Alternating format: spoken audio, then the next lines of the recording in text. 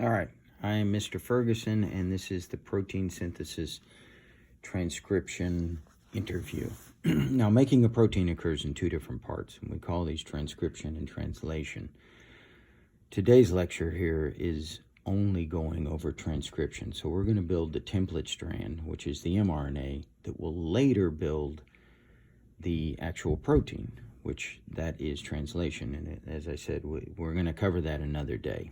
So for today it's just transcription. So this takes place in the nucleus. Here you have your DNA double-stranded. And if you look at the interview sheet, most of the material on the first half of the interview sheet, you can either get from the PowerPoint or you can just kind of look it up and Google it and find that information. Things like differences and similarities between DNA and RNA, functions of the different types of RNA. You can look up that material on your own. So I'm going to stick with just building the actual part of transcription. So which transcription occurs in three different steps, and this is initiation, elongation, and termination. Initiation occurs on the DNA, and this is where the RNA polymerase, that's this enzyme here that's actually going to build the mRNA. So when the RNA polymerase attaches to the DNA, this is initiation, and it attaches on the DNA upstream of DNA of where the mRNA is actually going to be built. It attaches upstream, and the area is going to be called a promoter region. That's an area on the DNA itself. So this is where the RNA polymerase attaches. It attaches to the DNA. It's now going to go downstream, and then it's initiation, or after initiation, then elongation begins, and this is where the RNA polymerase starts to read the DNA, and based on the codes and complementary base pairing, as it's reading the DNA, it's also building this new strand of mRNA. So it reads a T, and then it puts an A. It reads an A, and instead of a T, RNA does not have thymine. It has uracil instead. So instead of the T, a U is going to be there. And then it sees the letter C, and then it puts a G, and this is AUG. So this codon right here, codon's three bases, so the three nucleotides, and specifically three bases here, the A, the U, the G, this is the start codon. This will lead to methionine, the amino acid, which we'll deal with later in translation. So the RNA polymerase goes downstream. It's reading the DNA and building the mRNA one nucleotide at a time, and just attaching the nucleotide. The nucleotides are floating around in the nucleus. How did they get there? You ate them. Anytime you eat anything that's living, you consume those products, and these are some of the products. It will be nucleic acid material.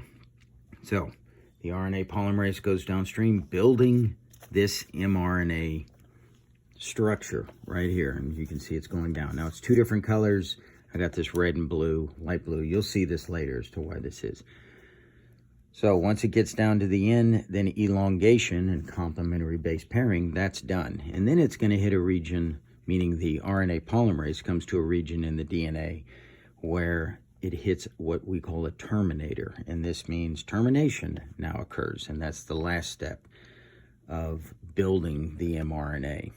So the mRNA is done, and we got these two different regions, but this is kind of like a pre-mRNA. This is not the final mRNA that's going to go out and actually build the protein.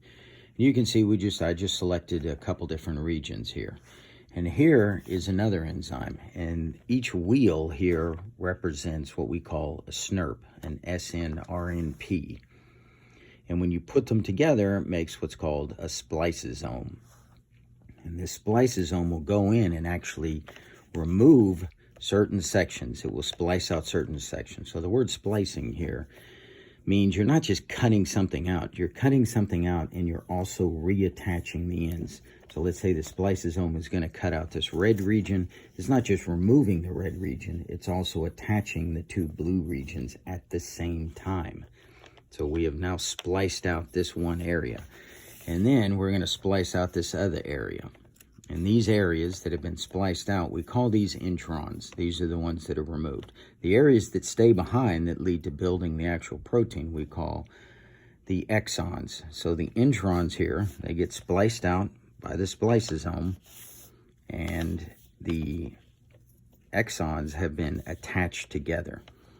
And then we have another enzyme that comes in and attaches what we call the methionine cap or the 5' cap. Sometimes it's called the guanine cap. So I colored it light blue, just like guanine here, because it is a guanine with 3 phosphates, just like the phosphates in the backbone. It's very similar in structure to ATP, adenosine triphosphate. This would be guanine triphosphate.